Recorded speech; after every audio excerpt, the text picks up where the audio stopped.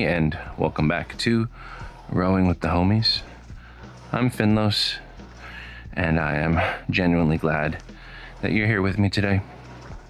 And this show centers on a simple premise that physical movement is beneficial for both the mind and the body, and being in motion can help us to work through the challenges we face each day. I want this to be a space where we can put in the work together, the physical work and the mental work. We'll explore big ideas and tough questions, and hopefully by the end we'll both feel a little stronger and a little clearer.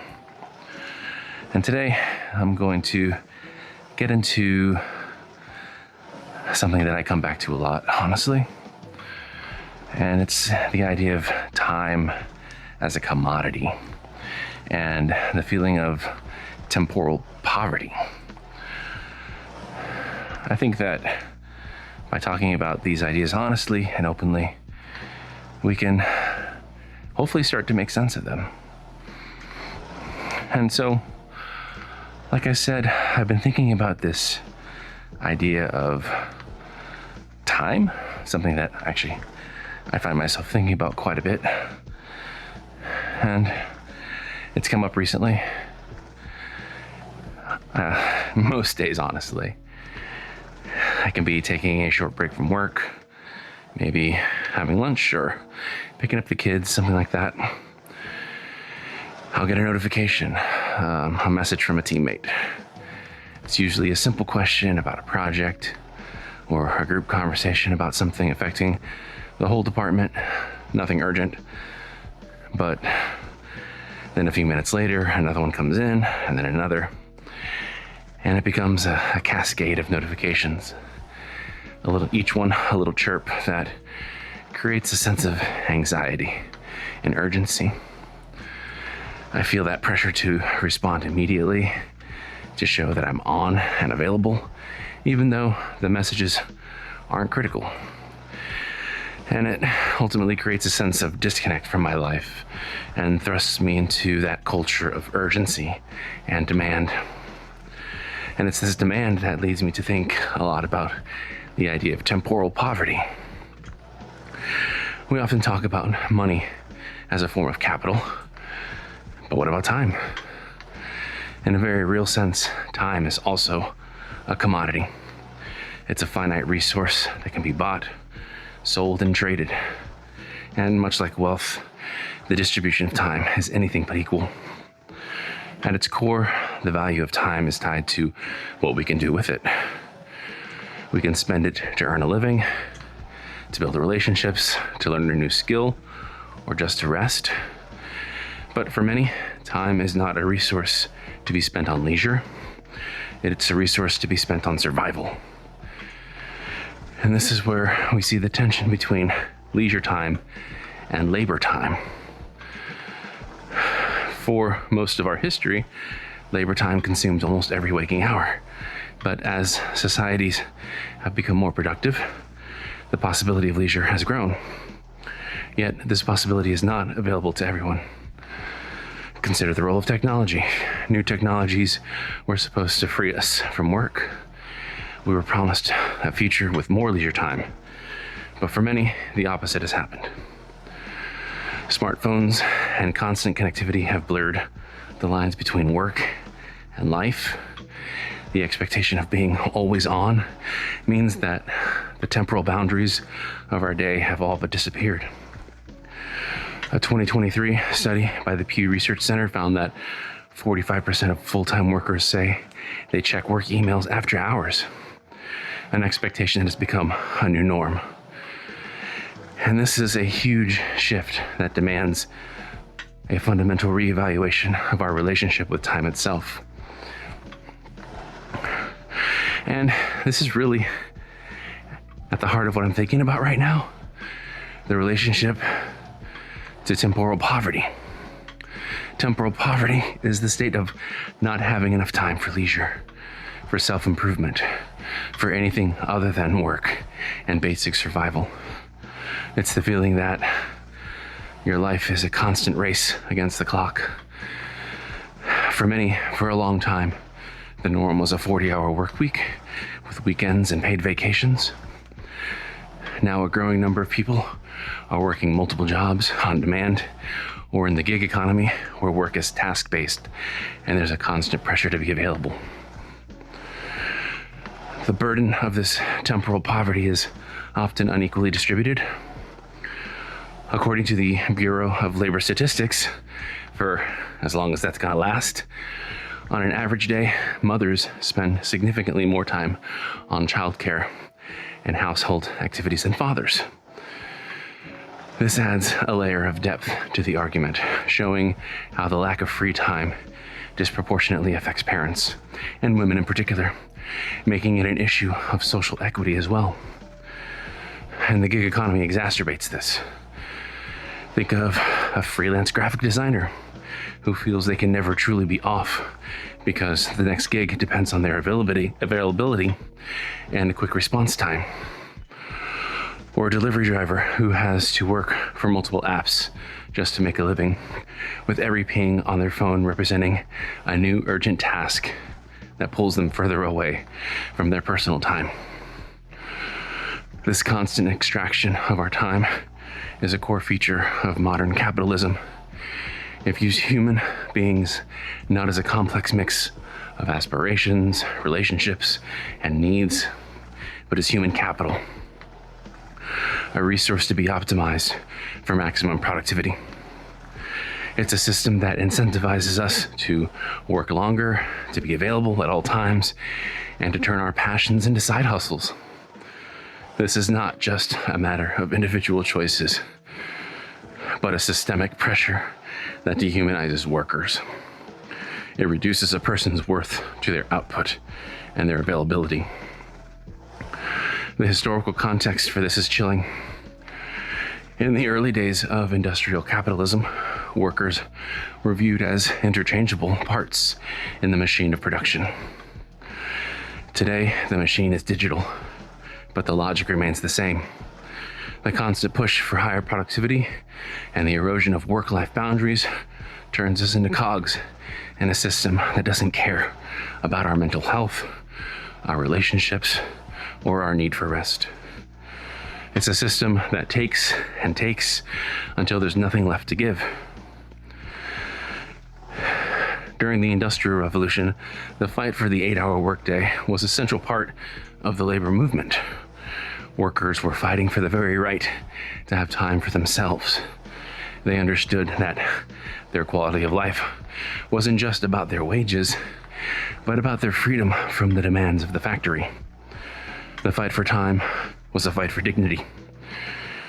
And we are in a similar moment today, but the factory is no longer a physical place. It's the constant demands of the digital economy. Another powerful example comes from the post-World War II era in the United States. The rise of the middle class was accompanied by the rise of leisure culture. Americans had time for hobbies, for family vacations, and for community activities.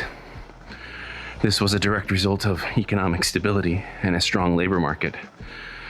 But that contract has been broken for many. As documented by the Bureau of Labor Statistics, the average American worker's real wage has been relatively stagnant for decades, while productivity has soared, meaning that a larger share of economic gains is going to capital, not to labor. And it creates a situation where people must work more just to keep up. And the time that was once available for leisure is now being converted into survival. In contrast to these centralized national models, many indigenous cultures view time differently. For example, the Lakota people do not have a word for time in the linear Western sense. Instead, their concept of tunka refers to the rhythm of life and the natural cycles of the world. The focus is not on a linear progression of minutes and hours, but on a more holistic and cyclical understanding of life. The legitimacy of a person's life is not tied to their productivity, but to their contribution to the community and their connection to the land. This is a crucial distinction in many Western contexts. The legitimacy of a person's life is often tied to their financial success. In the Lakota example, legitimacy comes from the collective agreement and ongoing practice of living in harmony. In the mid-19th century, the United States was grappling with the rise of industrial capitalism and the exploitation of labor. Today, the challenge is similar, but the forces are a globalized gig economy and AI. The stakes are incredibly high, and it makes me wonder, how does one navigate the fight for free time when the old norms of a balanced life are crumbling and the very definition of work is changing? And that gets me thinking. This question of temporal poverty, of not having enough time to live a full life, brings me to a thought experiment. Imagine a world where the most valuable currency isn't money, but uncommitted time. I wonder what our society would look like. What would we prioritize? I think this is the central challenge of our modern moment: how to fight to get our time back when the systems that we've built, the systems that we're surviving through, are designed to extract that time from us. One of the things that becomes essential is a deep commitment to temporal boundaries. Setting our own limits is our only reliable tool. For many, the expectation of being always on means that the temporal boundaries of our day have all but disappeared. And it's not a new idea. It's a central tenet of self-care and personal integrity in a demanding world. And the goal is not to have a fixed 9-to-5 schedule, but to intentionally carve out time for ourselves, even if it's just for short periods of time every day. Our focus should be on what we can control: our own schedule, our own boundaries, our own commitment to a life that is more than just work. Instead of being reactive, we can be proactive. For me, this might mean turning off work notifications after a certain hour, making sure to remain committed to walking and exercise, and not making exceptions for those things. I can't control the demands of the modern workplace, but I can control how I respond to them. And this simple practice of identifying what is and is not within my power is a tool against helplessness. Another companion idea is the concept of slow productivity. This idea, developed by author Cal Newport, suggests that we should focus on deep, meaningful work rather than trying to do everything at once. We should reject the cultural norm of business and instead focus on the quality of our output, not the quantity of our hours. We should be deliberate with our time and our energy. And that is a strong antidote to feeling overwhelmed. Instead of feeling like we have to single-handedly solve a massive systemic problem, we can focus on the small, manageable things we can do right now to reclaim our own time, knowing that they are part of a larger, unfolding change. Another important component is the power of intentional action. When we feel a lack of control over our time, we can combat that feeling by being deliberate with the time we do have. And this is a shift from thinking about time as a resource to be managed to thinking about it as a canvas to be painted. We might commit to mindful moments. For example, when you have a 15-minute break, don't just scroll mindlessly through social media. Instead, maybe do a guided meditation or make a list of things for which you're grateful, or call a friend or loved one. And these small acts of presence are acts of rebellion against a system that wants to commodify every second. And of course, this also extends to our consumption of content. We can choose to be creators, not just consumers. The average person spends over 2 hours a day on social media. What if we reallocated just a fraction of that time? Instead of passively watching a cooking show, take 20 minutes to actually try a simple recipe. Instead of scrolling through an art feed, grab a pencil and paper and sketch something. It's about engaging the world in a way that builds our skills and our sense of self, rather than just filling a void. Maybe we can do this by starting with a time audit. For 1 week, write down how you spend every hour. And do your best not to judge yourself too harshly. Just observe. And once you have a clear picture, identify 1 or 2 time sinks that don't bring you joy or value.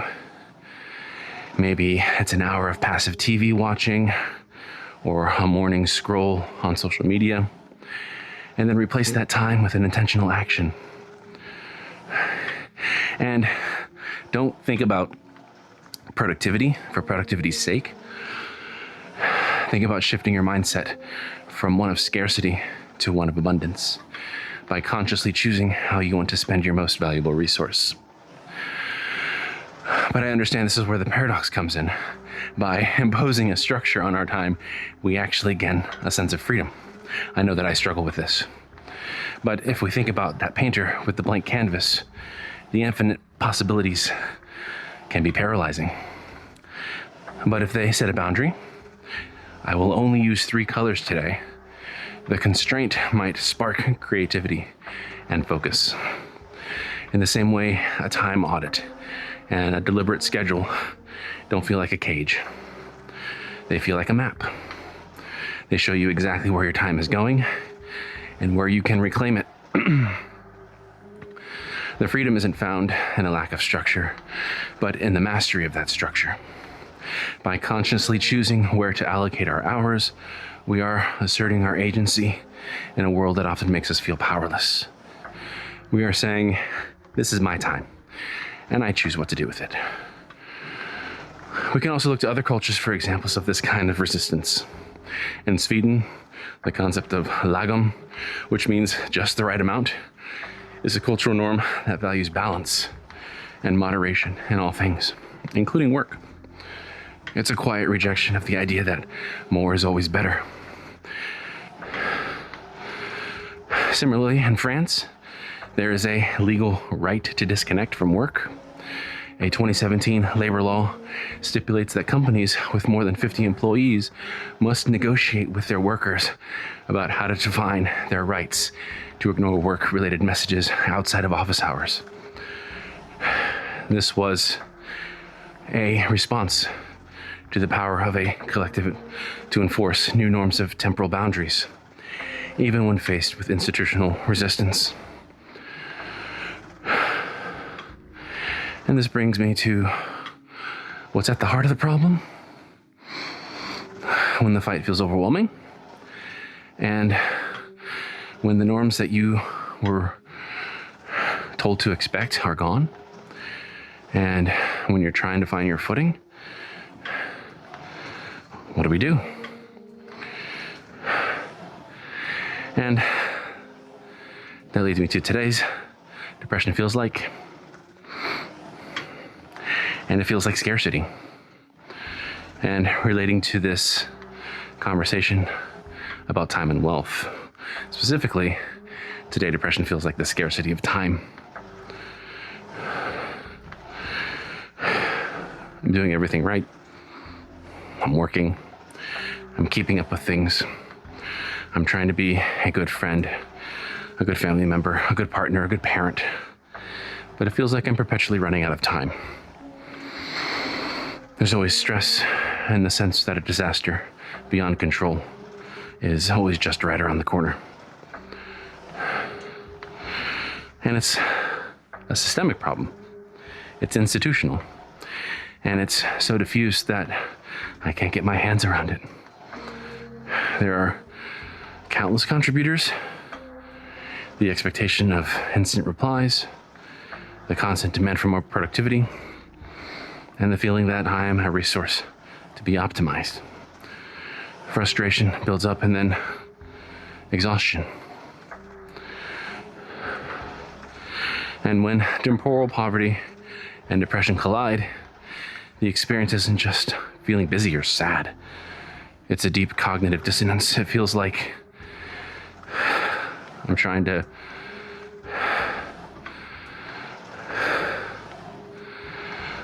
navigate a ship with a broken compass. And it's not just a metaphor. It's truly a violation of a sense of rhythm and purpose. The external pressure of always-on work culture and a seemingly endless list of demands strips away our agency, our sense that we have choices.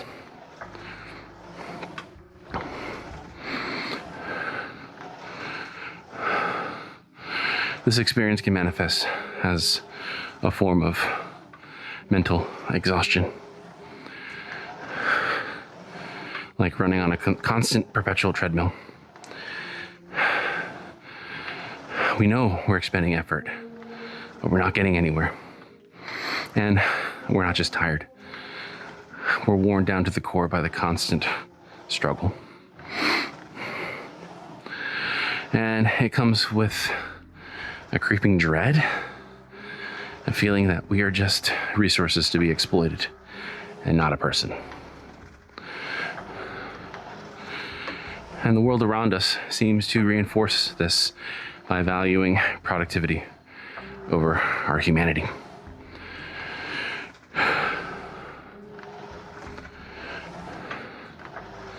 As painful as these feelings are, they aren't just a void.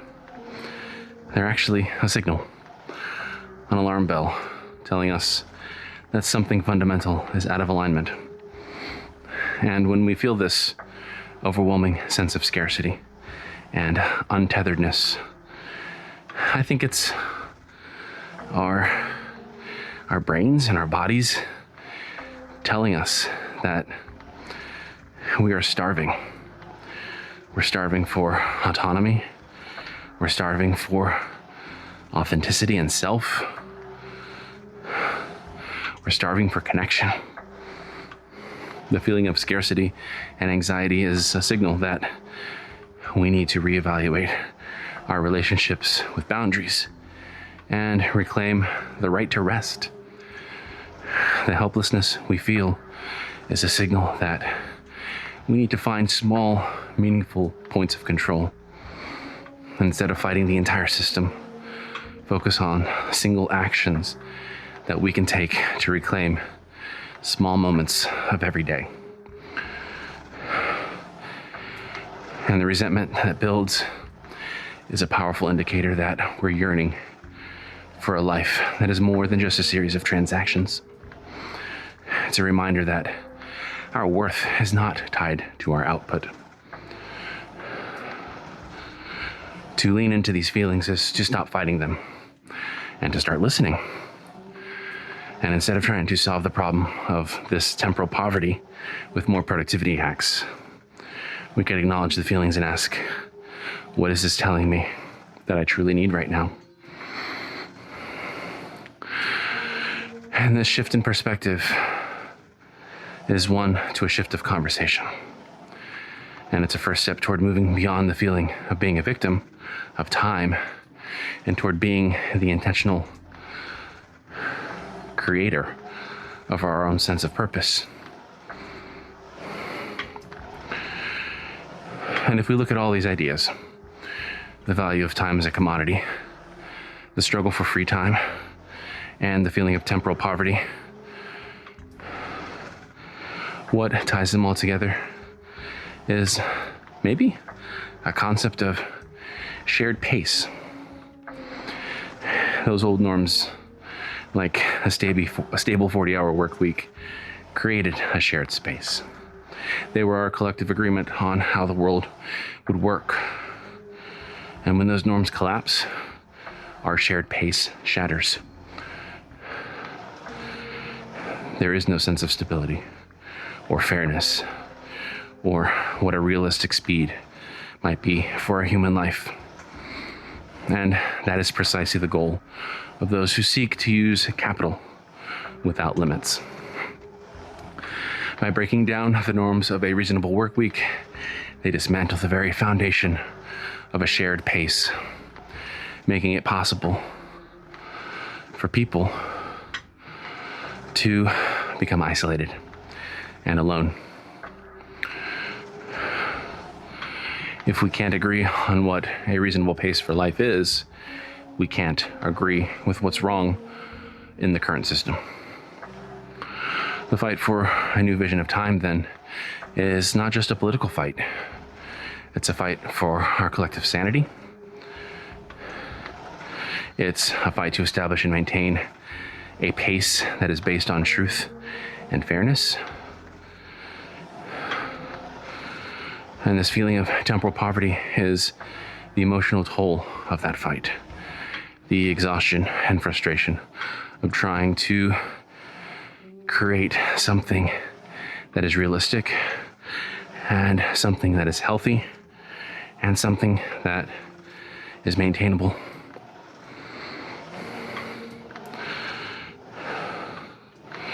I do believe that we can still create a world where work and technology and people can coexist in a way that serves a greater good. And to get there, we need to remember that we have more power than we think. We can build these shared paces and shared spaces.